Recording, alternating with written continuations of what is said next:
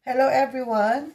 Ayan, hello mga ka-cooking. So ngayon, mamarinate natin yung manok sa asin, paminta, no? Pero dahil wala akong, ayan. So asin, garlic powder, paprika, ayan. Marinate natin yung manok, no? Tapos, lagyan tayo ng konting curry. Ayan. Maglalagay tayo ng konting curry dito sa ating manok. Ayan. Mix natin.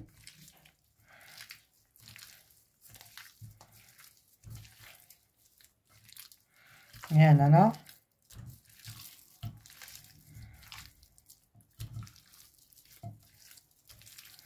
After that, ilalagay natin siya sa mainit na kawali.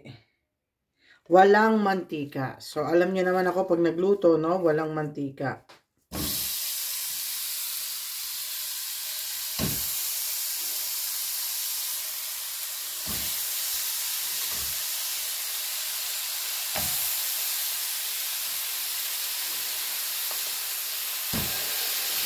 Yan. Lagay natin siya ng ganyan.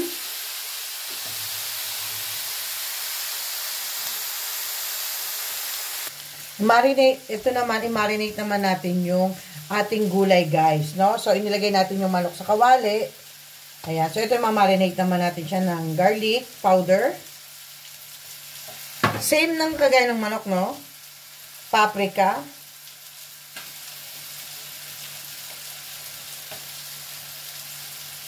Tapos, yung ating curry.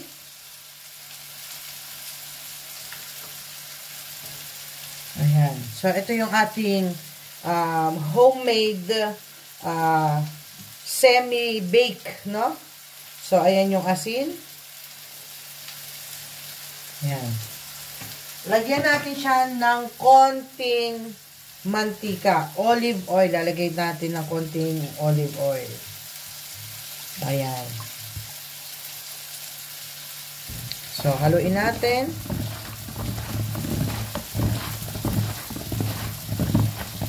Ayan, no? Ganda na ng kulay niya, guys. So, after that, pag medyo brown-brown na yung ating manok, tsaka naman natin ilalagay itong ating gulay sa taas, no? Lulutuin natin siya ng ganyan. So, ayan na.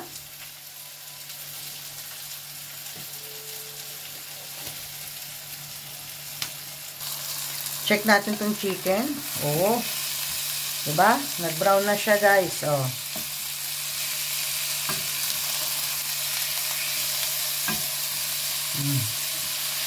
Ayan. Pagpa-brownin din natin yung kabilang side. After na mag-brown yan, ilalagay na natin yung gulay na ating tinimplahan kanina. Guys, ilagay na natin yung ating gulay ngayon. Ayan. Hayaan lang natin siyang maluto, no? For 20 minutes, titignan na natin kung ano na yung ano niya. Lagay niya after 20 minutes, guys. So, eto, para siyang in-oven. Pero instead na gagamit tayo ng oven, ito, ganito ang ginawa ko. Diba? Wala siyang mantika. So, para mas masarap, mas malasa, guys. Kasi sa oven, medyo nagda-dry siya, diba? So, dito, kung ganito, hindi siya nagda-dry. May sauce siya ng konti, no? So, ito yung version ko sa manok. Na, instead na inilalagay ko siya sa oven or air fry, ilalagay ko siya ng ganito para mas masarap, guys. Ayan guys, ngayon, magluluto tayo ng chicken. Pero hindi, instead na i-oven ko siya, sa kawali ko siya iniluto. So, ayan yung aking ginawa. So, nilagay ko yung chicken sa kawali ng walang mantika. Naglagay ako ng gulay na patatas, bell pepper, zucchini, tsaka kamatis, no? So, for today's menu, ayan ang gagawin natin ngayon. 'Di ba? Ang chicken natin, minarinate ko sa curry powder, asin, paminta, garlic powder, at paprika.